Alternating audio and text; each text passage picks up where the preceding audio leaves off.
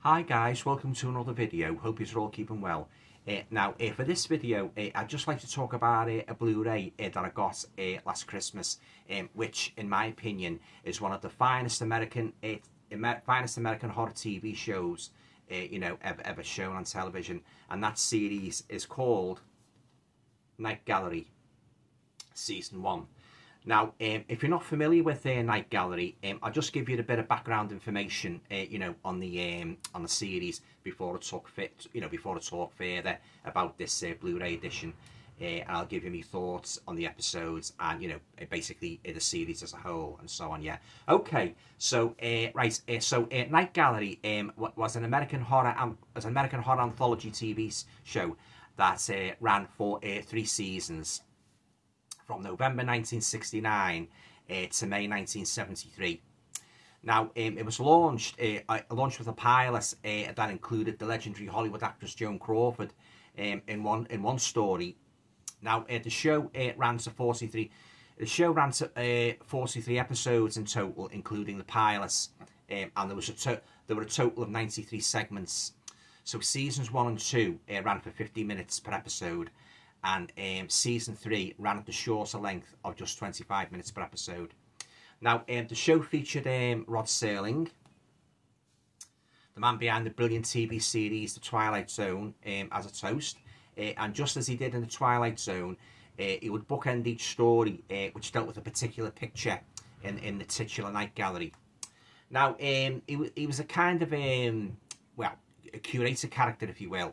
And he introduced the macabre tales that made up each episode by unveiling paintings by artists like Thomas J. Wright and Jaroslav Jerry Gaber that depicted stories. Each painting had a bearing on the story he was about to tell.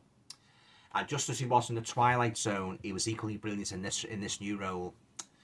Now, although Rod Serling was a familiar and much loved and respected face in the promotion of this series, unfortunately, well, at least according to everything I've read, his input of the storylines and scripts for Night Gallery was quite limited by the studio executives, and apparently Rod wasn't too happy about this at all. And who would be if you were a writer who'd put a lot of effort into these stories, only to see them tampered with, changed, and even butchered to the point of near unrecognition, often without even your consent.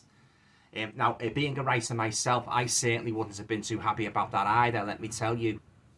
But I won't go on too much about this, as I don't really know all the full details of exactly what went on in Rod's disputes, with the studio producers. Suffice to say that unlike The Twilight Zone, Night Gallery was a show that went in quite a different path, in terms of both story presentation and the role Serling actually had in this show. And as the show went on, unfortunately, it became more and more irregular, in terms of episode length. And with each new story, the quality seemed to take yet another dip. I mean, even guest stars like the late great Vincent Price couldn't prevent it from sliding into dull mediocrity. Okay, so that's the general background of the show. Now, what I would like to do, guys, is to give you a brief synopsis of each episode, and I'd like to talk about my particular favourite episodes. Okay, so here we go. So, the 1969 pilot contains 3 segments, and they are, number 1, the cemetery. After murdering his uncle, a man, played by Roddy McDowall, is haunted by a family painting that keeps changing. Number 2, Eyes. A blind woman, Joan Crawford, undergoes an operation that gives her 12 hours to see. Number 3, Escape Route. A fugitive Nazi, played by Richard Kiley, faces the consequences of his past actions. Right, now moving on to season 1. Now this ran from 1970 to 1971. And all the episodes in this series are 60 minutes long and contain 3 segments, which are: number 1, The Dead Man. A physician's experiment in hypnosis comes to a terrifying conclusion. Now, this was based on a short story of the same name by Fritz Leiber. Segment 2, The Housekeeper. Now, in this episode, the late great Larry Hagman plays a dabbler in the occult who attempts to improve his marriage by transferring the soul of his housekeeper into his cold-hearted wife's body. Very, very enjoyable episode. Number 3, Room with a View. based on a short story of the same name by Hal Dresner. This tells the story of a wealthy invalid, played by Joseph Wiseman, who uses his unwitting nurse, Diane Keaton, to help with his revenge against his unfaithful gold digger wife. Segment 4, The Little Black Bag. This is about a disgraced actor, Burgess Meredith, who in 1971 finds a medical bag from 2098. Now this is based on a short story of the same name by C.M. Cornbluth. Segment 5, The Nature of the Enemy. A scientist, played by Joseph Caminella, at a NASA mission central watches disaster unfold on the moon. Segment 6, The House, one of my particular favourites. One of the most talked about segments of the series, actually. This tells the eerie, rather mysterious tale of a young woman, played by the gorgeous Joanna Patette, who enters a house she's seen in her dreams. Now this was actually based on a short story by Andre Morrow, and a very short story it is too, guys, running to just 100 words in length. Segment 7, Certain Shadows on the Wall. The shadow of a recently deceased woman, Agnes Moorehead, remains cast on the parlour wall to haunt his sinister brother. Now this was based on a short story, The Shadows on the Wall, by Mary E. Wilkins Freeman. Number 8, Make Me Laugh. A stand-up comic, Godfrey Cambridge, desperate for laughs, makes a deal with an equally desperate miracle worker with disastrous results. Segment 9, Clean Kills and Other Trophies. A big game hunter, played by Raymond Massey, faces the wrath of vengeful gods when he forces his son to shoot a deer. Number 10, segment 10 is Pamela's Voice. A husband, played by John Astin from the Addams Family, murders his wife, Phyllis Diller, only to have her haunt him and drive him almost mad with her fingernails down the blackboard voice. Number 11, Lone Survivor. In 1915, a man, John Cockleose, adrift in a lifeboat labelled Titanic, is picked up by the Lusitania. And we all know what happened there with that ship. Number 12, The Doll. A hideous doll is used for revenge against an officer, John Williams, in the colonial forces of Queen Victoria. This is based on a short story of the same name by Algernon Blackwood. 13, they're tearing down Riley's bar. They're tearing down Tim Riley's bar. A has-been salesman, played by William Wyndham, tries desperately to return to the past. 14, The Last Laurel. Based on the Horsehair's Trunk by David Grubb. This is about a crippled athlete, played by Jack Cassidy, who plots to use mind over matter to commit murder. So there you have it then, guys. All the episodes in this first season of Night Gallery. Now on to my favourite episodes, guys. Well, after careful consideration, I have narrowed my choices down to my top 3.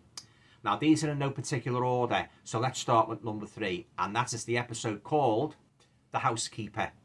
Now in this episode, the late great Larry Hagman, of course, who played JR in Dallas, and he was in I Dream of Jeannie. He plays a dabbler, you know, in the occult, who attempts to improve his marriage by transferring the soul of his rather frumpy elderly housekeeper into his beautiful, oh so cold-hearted wife's body.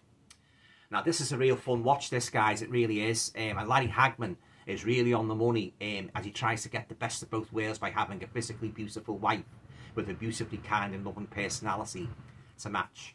However, all this crazy soul swapping he embarks on does not, needless to say, end well.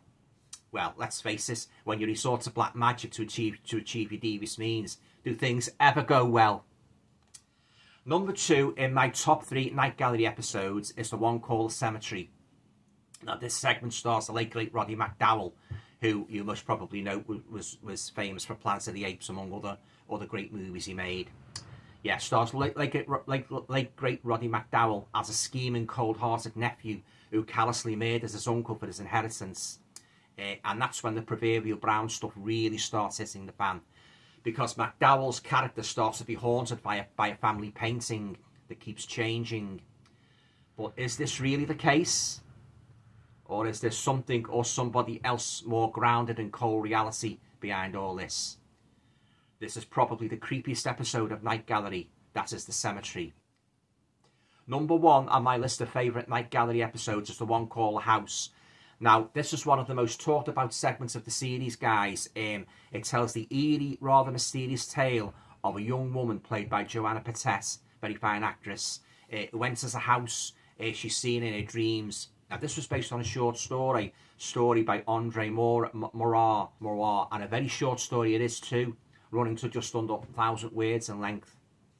And this is a very surreal, intensely thought-provoking segments that will really have you wondering, you know, just what on earth is going on here. You know, really have you wondering right to the end. And even when we get to the end, we don't really get the big reveal that answers, you know, that answers all our questions. Joanna Patet looks absolutely stunning as she rides along, you know, through the sunlit woods on a beautiful day, you know, to this big, this big supposedly haunted house in the middle of nowhere. A long blonde hair flowing in the breeze and clad in a very stylish orange silken outfit that actually came from Joanna's own personal wardrobe, guys. Yeah, I just love the sheer, you know, the sheer ambiguity of this episode, because you don't really know. You don't really know whether she has a doppelganger, is it a ghost, or whether this is just all in her mind. I mean, after all, she has recently been released from a psychiatric institution. Yeah, so there you go. That's number one on my favourite, you know, my top 3 Night Gallery episodes. That is The House. Yeah. Okay, guys. Well, I hope you enjoyed this video. Have you seen any of the Night Gallery episodes? What's your favourites? I'd be very interested to hear. You know, this is a fantastic edition. It really is. Got some great special features there, guys, if you want to freeze your cameras and take those in. And of course, hosted by the late great Rod Serling. Comes with a gorgeous slipcover. Yeah, so every fan of horror TV series should have Night Gallery in a collection. I think they are bringing out season 2 and season 3, but I think it's later on in the year, so I'll certainly be snapping those up, even though the stories aren't quite as good as the first one, you know, the first season. Yeah. Okay. Well, that winds my review up for Night Gallery. You know, fantastic TV series hosted by Rod Serling. If you like the video, please feel free to share, you know, subscribe, comment, and all going well. I shall talk to you all again soon. Thanks for watching. Bye for now.